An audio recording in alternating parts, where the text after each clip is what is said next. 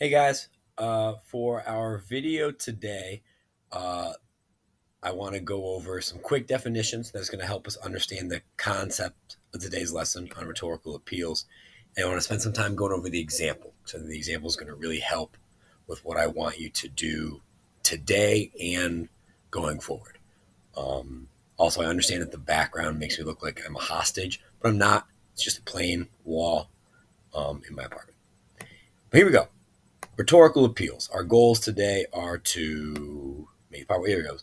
I want us to be able to explain what a rhetorical appeal is, define some of the key terms around rhetorical appeal, recognize them when authors use them, and eventually be able to make them ourselves as we write our own arguments. So, some quick definitions. Move my face a little bit. Some important vocabs and key definitions. Rhetorical appeals. When we talk about rhetorical appeals, what we're talking about are the qualities of an argument that make it persuasive. And we can break rhetorical appeals down into rhetorical means like writing, and appeals mean like it's hard to explain appeals, but you'll see what I mean.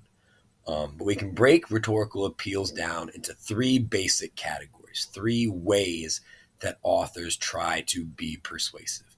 And so authors will be persuasive by using, by the way, every definition is also available in Spanish. Para mi gente, todas las definiciones están en español también. So authors try to be convincing in three ways. They try to appeal to a sense of credibility or trustworthiness, and that's called ethos. So ethos is a tool of appealing to one's credibility. And credibility or ethos is established by having professional, expert, or celebrity status, by having life experience or academic credentials relevant to the topic at hand. And so President Obama is someone who had a lot of ethos. And so that's why I used him in my picture. Then there's logos, which is an appeal to logic. Logos is a tool that appeals to reasons, facts, or evidence. So you can establish logos or your logical appeal by citing facts from credible sources and providing clear, convincing reasoning.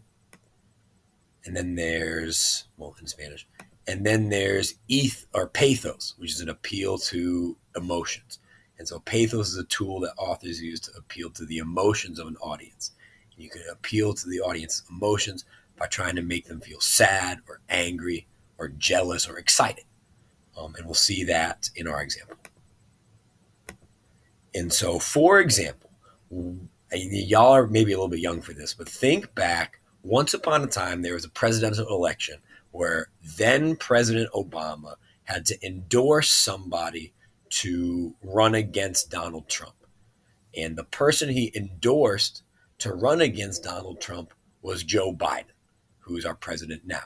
And obviously his endorsement worked. It was very persuasive because Joe Biden beat Donald Trump in the election. So I want us to look at his endorsement and understand, how did he persuade voters? How did he get voters to make this choice? And so if we look at the text of his endorsement, it goes like this. Choosing Joe to be my vice president was one of the best decisions I ever made, and he became a close friend. And I believe Joe has all the qualities we need in the president right now. And I highlighted this in yellow because it's an example of ethos. Because who is more credible, who's more trustworthy to choose someone who would be good at being president than someone who's already been president? He has the life experience, he has the qualifications to make him a trustworthy person to have an opinion on this argument. Who would know better about being president than someone who was the president? So that's how ethos works. Your credibility comes from what you've done and who you are. And so in this case, President Obama, or former President Obama, endorsing someone else to be president, he has a lot of ethos, or he has a lot of credibility. And he goes on, he says, when Joe talks to families who have lost a hero, we hear another parent of an American veteran, a kindred spirit, somebody whose faith has endured the hardest loss there is. That's Joe. Through all his trials, he never once forgotten the values or the moral fiber that his parents passed on to him and that made him who he is. That's what steals his faith in God and America and in all of us. And so all of this is an emotional appeal. He's talking about God, America, talking about how Joe understands what it's like to sacrifice, to lose a child, all that. It's supposed to make us feel a little bit sad, a little bit inspired, a little bit like Joe Biden is one of us, that he has the same faith in God that we do, that he has the same loyal family that we do, that he has the same pride in his country that we do. It's all emotional appeal. And then he gets to his last part. Joe was there as we rebuilt from the Great Recession and rescued the American auto industry. So that's an example. That's a fact. That's something that happened. He says, that's why I asked him to implement the Recovery Act, which saved millions of jobs and got people back on their feet. So this is a statistic and another fact. It's evidence. And then he wraps up, Joe helped me manage the H1N1 and prevent the Ebola epidemic. So again, these are facts. These are examples that appeal to logic. So this is in blue logos. It appeals to logic. We have logical facts we can go look up that contribute to his argument. And so if I'm analyzing Obama, again, this is the text of Obama's speech in Spanish, para mi gente. And then if we evaluate the logic of Obama's argument, what I think we'll see is he uses all three types of appeals in his endorsement of Joe Biden, especially emotional appeals, but there's a good balance. And it shows that his argument's carefully considered and well supported. Oops, I'm sorry. He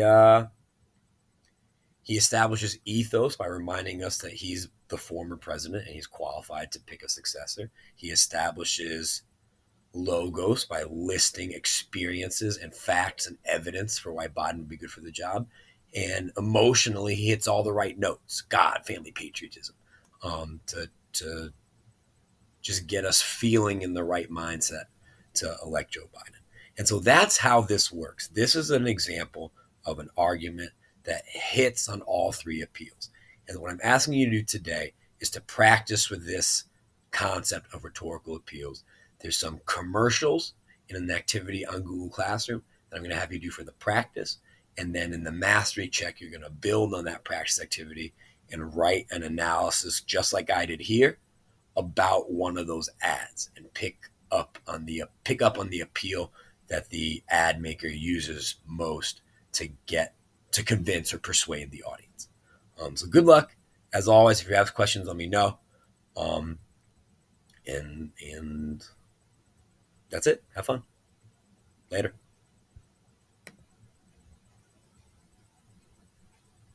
Golly. There it is.